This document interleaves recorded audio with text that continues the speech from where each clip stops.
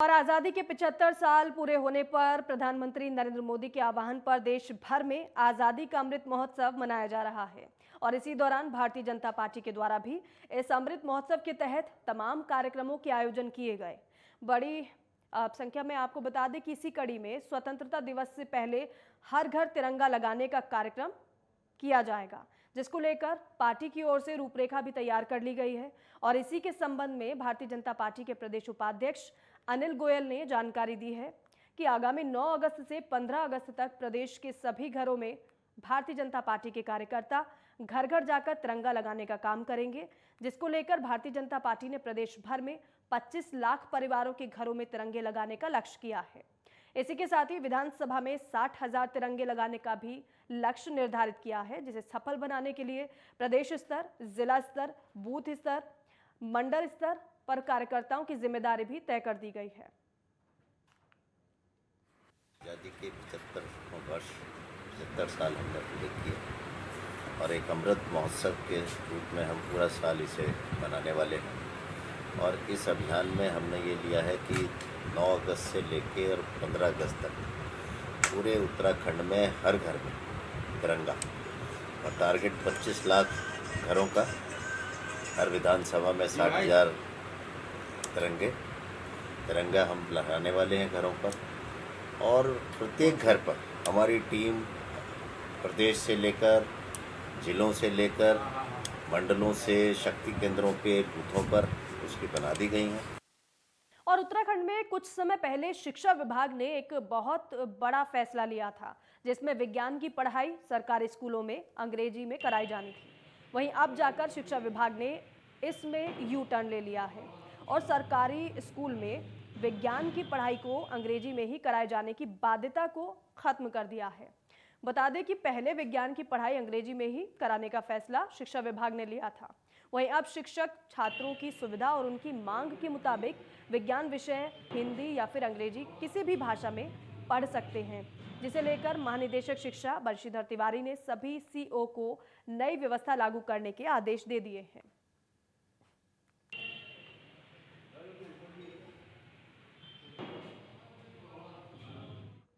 और देहरादून के एसएसपी दलीप सिंह कुंवर ने अपने घर पर अधिकारियों और थानेदारों की चौपाल लगाई। और इस दौरान एसएसपी ने देर रात तक सड़कों पर हुड़दंग मचाने वालों पर लगाम लगाने के निर्देश दिए। सभी थानेदारों को रात भर एक्टिव मोड में रहने के भी निर्देश दिए हैं।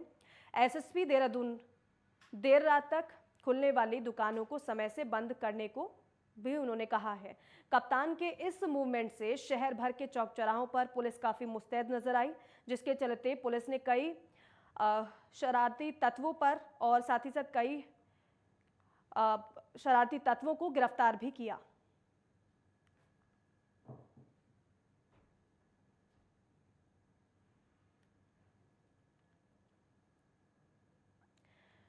और प्रदेश में अभी चारधाम यात्रा चल रही है और इसी दौरान स्वास्थ्य विभाग ने डॉक्टर और फार्मासिस्ट की ड्यूटी लगा रखी है। वहीं उत्तराखंड फार्मासिस्ट एसोसिएशन के महामंत्री चंद्रमोहन राणा ने बताया है कि प्रदेश के सुगम स्थानों में रहने वाले फार्मासिस्ट चारधाम यात्रा में ड्यूटी देने से बचते हैं, बावजूद इसके जबकि विभाग भी उनकी ही ड्यूटी लगा देता है। इसके साथ ही साथ वहां पर ड्यूटी देने वाले फार्मासिस्ट को TA-DA दिया जाता है। भाई कारण क्या है, दुर्गम में जो लड़के सेवाएं दे रहे हैं तो लगातार सेवाएं दे रहे हैं। सरकार न तो उनका समय पे ट्रांसफ़र कर रही है। जो लड़के हमारे 20-20 साल से दुर्गम में पड़े हुए हैं उन पर कोई देखने वाला नहीं है। जब सरकार ट्रांसफ़र नीति बनाती है तो उसमें भी मतलब दुर्गम वालों को साथ अन्याय किया जाता है।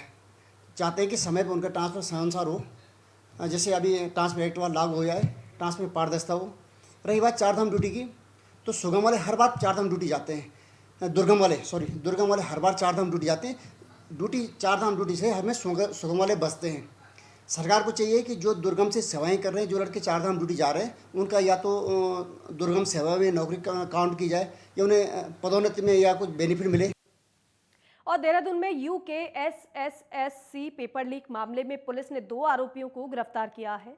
एसटीएफ ने कुमाऊं से दीपक शर्मा और आरक्षी अम्बरीश गोस्वामी को गिरफ्तार किया है, जिनके पास से 32 लाख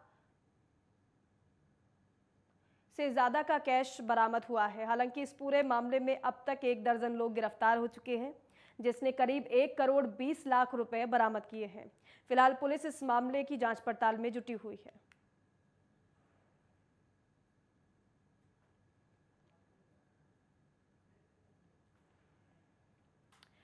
और फिलहाल खबरों में वक्त है एक छोटे से ब्रेक का।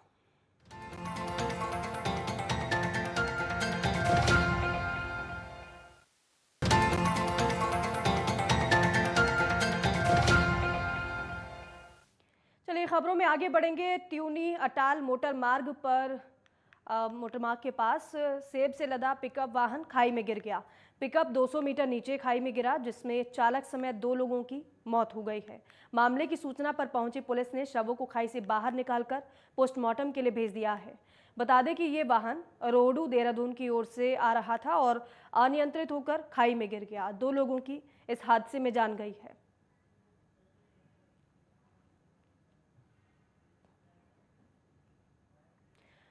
और देहरादून में डेंगू दस्तक दे चुका है, जिसे लेकर स्वास्थ्य विभाग अब अलर्ट हो गया है, जिसके चलते अभी तक प्रदेश में सिर्फ 2 ही डेंगू के मरीज मिले हैं, जिसमें से एक मरीज हल्द्वानी का है और एक राजधानी देहरादून का है। इस संबंध में स्वास्थ्य महानिदेशक डॉक्टर शैलजा भट्ट ने जानकारी दी है कि एक मरीज ठीक हो चुका है, वहीं एक मरीज का इलाज चल रहा है। वहीं दूसरी तरफ डीजी हेल्थ ने व्यवस्थाओं के संबंध में जानकारी देते हुए बताया है कि सभी अस्पतालों में डेंगू से निपटने के लिए पहले से ही व्यवस्था की गई है और इसके साथ ही साथ जहां भी संभावना है उस क्षेत्र में सर्विलांस टीम के द्वारा चेकिंग की जा रही है और डेंगू की रोकथाम के लिए जन जागरूकता के साथ ही लार्वा मिलने पर उसे नष्ट किया जा रहा है।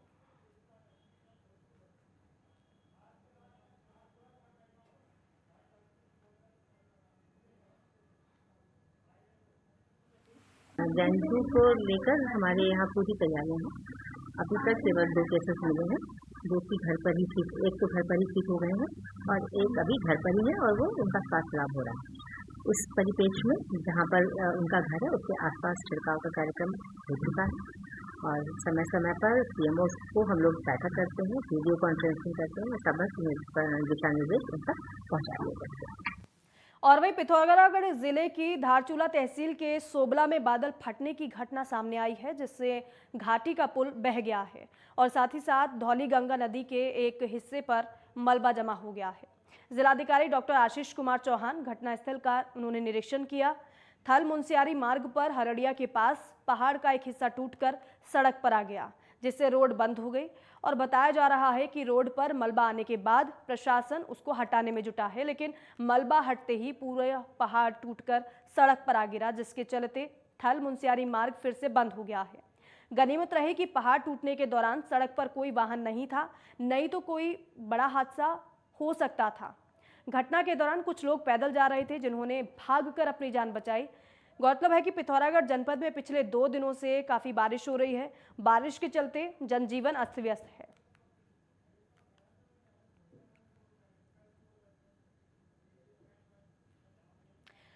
और देखिए, उत्तराखंड में भारी बारिश के चलते ऋषिकेश बद्रीनाथ राष्ट्रीय राजमार्ग 58 के पास भूस्खलन हो गया, जिसके चलते सड़क पर जाम के हालात हो गए। वहीं जेसीबी मशीन से मलबे को हटाने की कोशिश की जा रही है, लेकिन पहाड़ी से लगातार हो रहे भूस्खलन के चलते जेसीबी चालकों को सड़क मार्ग को सुचारू करने में काफ़ी दिक्कतों का सामना करना पड़ रहा है। बता दें कि पहाड़ों पर बारिश अब लोगों के लिए आफत का सबब बनने लगी है। भारी बारिश के चलते पहाड़ी अब तिनके की तरह बिखरने लगे हैं, जिससे जगह जगह पहाड़ों पर भूस्खलन हो रहा है। और वहीं भूस्खलन के चलते एक राष्ट्रीय राजमार्ग, 2 राज्य मार्ग, 14 ग्रामीण मार्ग पूरी तरीके से बंद पड़े हैं।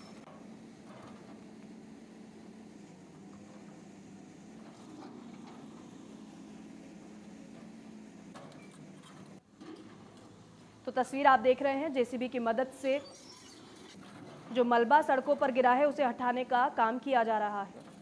आगे बढ़ेंगे खबरों में। ऋषिकेश और आसपास के पहाड़ी क्षेत्रों में पिछले 24 घंटे से लगातार बारिश हो रही है और बारिश की वजह से सड़कों पर पानी आ जाने से लोगों का चलना भी दूभर हो गया है। साथ ही गंगा का जलस्तर भी लगातार बढ़ रहा है। गंगा खतरे के निशान से 1 मीटर नीचे बह रही है। बारिश के चलते जलस्तर बढ़ने की पूरी संभावना है, या फिर यूं कहें कि जलस्तर बढ़ ही गया है। मौसम विभाग ने 4 दिन पहले भारी बारिश की संभावना की भविष्यवाणी भी की थी, जो कि सही साबित हुई है।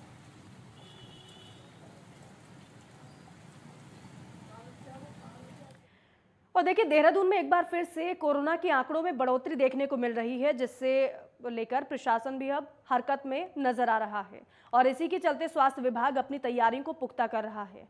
बता दें कि उत्तराखंड में कोविड के आंकड़े 97,628 तक पहुंच चुके हैं।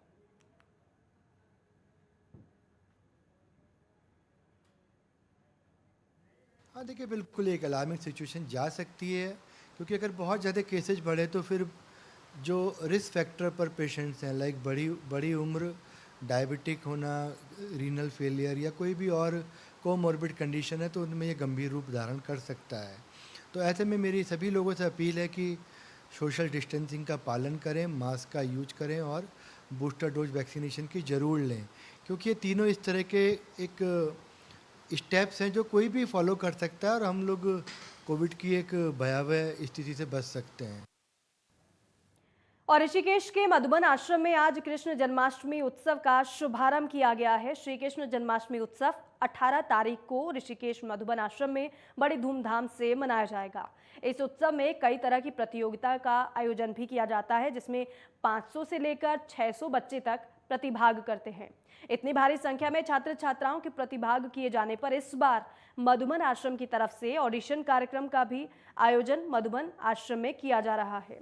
ये ऑडिशन 3 दिन चलेगा, जिसमें नृत्य, गायन, चित्रकला, रंगोली समेत तमाम तरह के प्रतियोगिताओं का ऑडिशन छात्र छात्राओं की तरफ से दिया जा रहा है। जो बच्चे ऑडिशन में पास होंगे वही बच्चे 18 तारीख को मधुबन आश्रम की तरफ से आयोजित प्रतियोगिता में भाग लेंगे। इस ऑडिशन में ऋषिकेश के लगभग 50 से अधिक स्कूलों से 500 से लेकर 600 बच्चों ने प्रतिभाग किया। सभी छात्र छात्राएं अपनी कला का प्रदर्शन कर रहे हैं। प्रतियोगिता में प्रथम, द्वितीय और तृतीय स्थान पाने वाले छात्र और छात्राओं को आश्रम की तरफ से उचित उपहार देकर सम्मानित किया जाता है। 30 सालों से बच्चों के लिए जन्माष्टमी के अवसर पे इस प्रकार के कल्चरल प्रोग्राम, सांस्कृतिक प्रोग्राम का आयोजन किया जाता है। और ये ऑडिशन इसलिए हो रहे हैं क्योंकि बच्चों की संख्या इतनी अधिक हो जाती है कि सबको मंच दे पाना संभव नहीं हो पाता, तो इसलिए पहले बच्चों का ऑडिशन करा लिए जाते हैं और उस ऑडिशन में जो बच्चे सेलेक्ट होते हैं उन लोगों का फाइनल जन्माष्टमी से एक दिन पहले मंचन होता है और फिर जो बच्चे उसमें विजेता होते हैं उन लोगों को जो है उत्साहवर्धन के लिए उनको जो आश्रम की तरफ से कुछ प्रोत्साहन पुरस्कार दिए जाते हैं। और ऊखीमठ में ग्वाल देवता की पूजा को लेकर नौनिहालों में काफ़ी उत्साह देखने को मिला है, जहां नौनिहालों ने ग्वाल देवता को दूध, मक्खन, दही अर्पित कर विश्व शांति और क्षेत्र की समृद्धि की कामना की है। बता दें कि ग्वाल देवता की पूजा हर साल श्रावण महीने में नौनिहालों द्वारा की जाती है। वहीं पूजा करने के बाद नौनिहालों को सामूहिक भोज के रूप में कई तरह के व्यंजन परोसे जाते हैं।